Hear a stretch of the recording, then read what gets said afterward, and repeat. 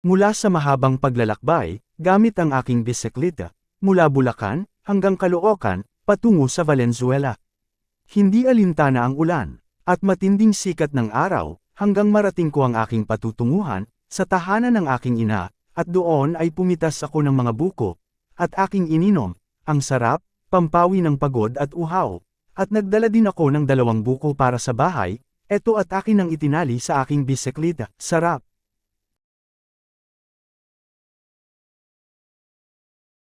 At eto na nga, nagbiyak din ako ng buko para mainom, wow, ang sarap sobra, pampawi ng pagod, maya lang konti ay uwi na ako dala ang pasalubong na buko.